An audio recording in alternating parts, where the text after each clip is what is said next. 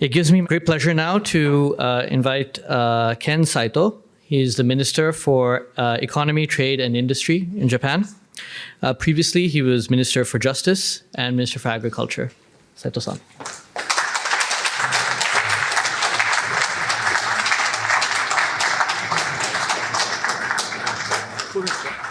皆さんこんばんは。 Good evening, ladies and gentlemen.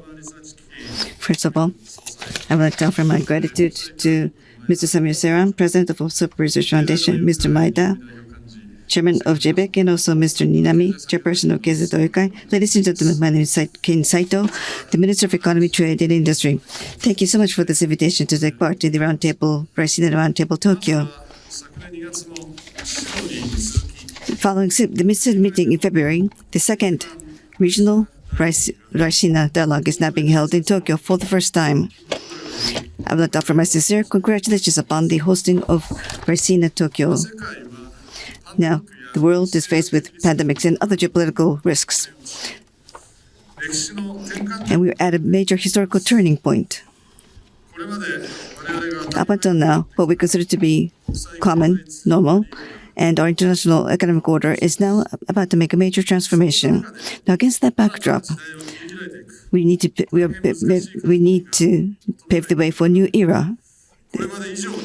That being the case, I think more than ever, we need partners like India, a reliable partner, and a relationship with a reliable partner like India is going to be even more important going forward. For example, we need resilience in supply chain. Also, we need to reinforce economic security, inclusive of resilient supply chain. We also need to realize sustainable growth. We need to coordinate with allies so that we'll be able to identify solutions to these very difficult challenges. Now, in the Raisina Roundtable here in Tokyo, I understand that Japan will be seeing members of industry, academic, and political who are heads from two countries. And I understand these leaders will discuss climate change, economic security, and also technology. I understand that we can expect broad-ranging discussions from these leaders from the two countries. Indeed, we're trying to create the intellectual infrastructure. That effort will further lead to reinforcement of bilateral ties between Japan and India. Also, I believe that this will not just relate to bilateral, can also encompass greater cooperation between the Quad, and also can translate into realization of free and open Indo-Pacific. I'm sure that this will lead, that is our expectation. In order to reinforce the bilateral ties between Japan and India, we need to reinforce our economic partnership. That is essential. Our companies, up until now, have made investment into India. And right now, 1,400 companies from Japan are now active in India. Starting from the auto industry, we have been involved in the development of manufacturing industry in India. And I believe the Japanese companies have contributed to the development of economy in India up until now. Japan has high expectations for the potential of the manufacturing sector in India. And I believe that this expectation will be sustained going forward. Going forward, in order to further deepen our bilateral ties between Japan and India, we should focus not just on the auto industry, we need to focus on semiconductor and hydrogen. We need to focus on future industry. It's important that Japanese companies promote such investment into future industries together with Indian companies. As far as METI is concerned, in order to accelerate such activities, in July last year, we set up Japan-India Industrial Initiative. Also, we have been encompassing our collaboration with this Global South headed by India. Roughly $1 billion of budget has been prepared for this purpose at METI. So by leveraging such budget, we hope that we'll be able to lead the industry such as semiconductor and also clean tech industry. We would like to support concrete projects in these areas. Hopefully, we'll be able to accelerate further Japanese investment into India as a result. Also, as we promote such initiatives, it is important that we also create reliable supply chain with India. We would like to further reinforce our relationship with India in this regard. In various topics, we would like to deepen cooperation with India. If we can do that, this will help to the peace and prosperity of the global community as well in the region as well.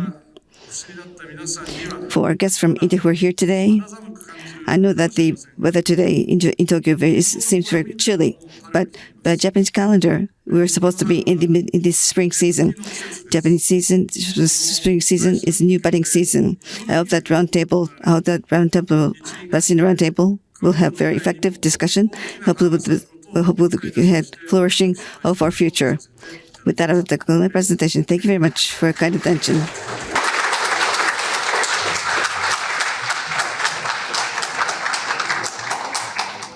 Thank you. Next, we'll hear from Yōko Kamikawa, Foreign Minister of Japan.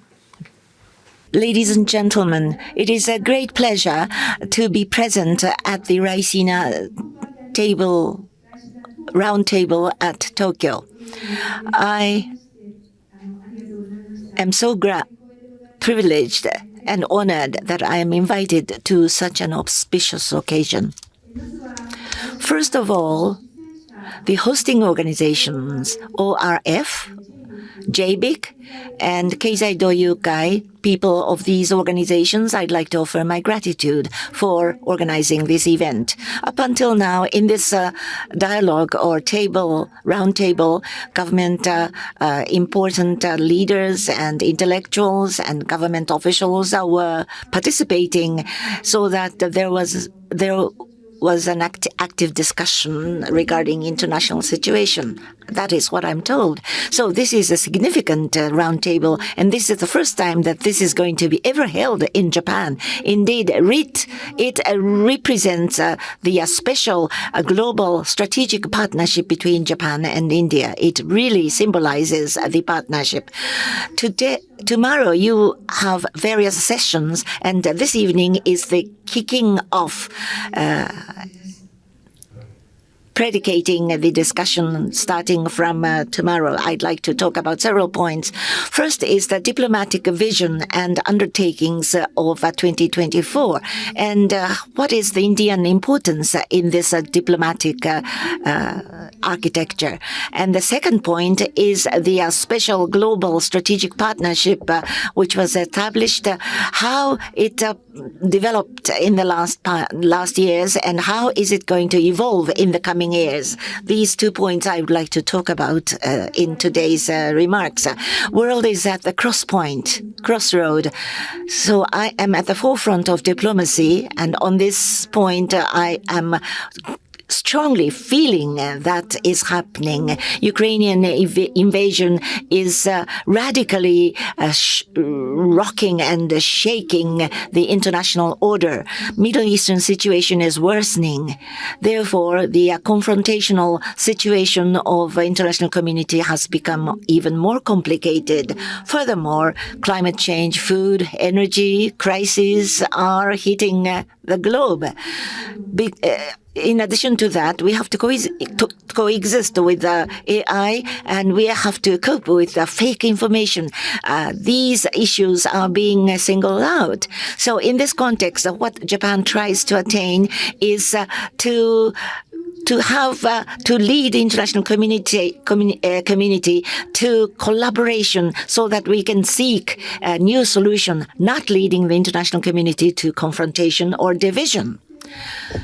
So beyond systems and value orientations, a variety of countries must coexist and be prosperous side by side, despite the differences. So rules-based, free and open international order, maintenance thereof and strengthening of thereof is something that we are appealing to the world.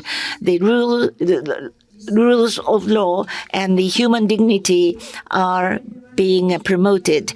So-called WPS, Women, Peace and Security, is something that we are forcefully promoting. Talking about WPS, this is related with human security. We are upholding the human-centric diplomacy. WPS is the centerpiece of that. Since I became the foreign minister, at various stages and timings of diplomatic activities, I have emphasized the importance of WPS. This year in January, WPS to be promoted within the Foreign Ministry, I have created the task force for WPS. Furthermore, in February, at the Ukraine Reconstruction Conference, WPS session was organized in that conference. So WPS in action. So there has to be the viewpoint of WPS in whatever we render our support to Ukraine. So under this vision, Japan was the presidency of G7 and also Quad. The allies and like-minded countries, we must strengthen the relationship. Global South's engagement must be strengthened, and also the multilateralism is the basis of what we are undertaking at various stages. In whatever we do, the key is India. The key is held by the country India. Especially this year, Japan holds the Foreign Ministerial Conference of Quad, and India is going to host the summit meeting of Quad. So it's a very important year. So last year, Japan was the presidency of G7, and India had the presidency of G20. We had the close collaboration on food and on public health. We were able to connect the outcome of G7 to G20. This year, too, between India and Japan, we will continue to develop such connection between the two countries. So special global strategic partnership between Japan and India would be evolving into international arena, multilateral arena. So in realizing open and free in Indo-Pacific, India is our most important partner. It goes without saying. Furthermore, in engaging Global South, the India is the hero of a Global South. Therefore, their relevance is very strong. In order to protect human dignity, we have to have better functioning of a Security Council. Reform of our Security Council is not so easily done, but G4, as a member of G4, India and Japan are collaborating to that end. Uncertainty is increased in today's world. We are key partners, Japan and India, on 3 accounts. I think it is very important, Japan and India. First point is that India, just like Japan, has a different cultural, historical background, and yet it has the firm history of democracy. So world is going to have a more confrontational and divided. Protecting democracy is very important. Domestically, you have diversity, and yet you have your own unique democracy. India, as such, must be able to serve as the key in tackling this problem of the world. The second point, India provides stability and prosperity. India is a public good. Indo-Pacific is the place where India is situated. It's a public good. In Indo-Pacific Ocean, there are natural disasters and marine pollution. There are a plethora of issues confront us.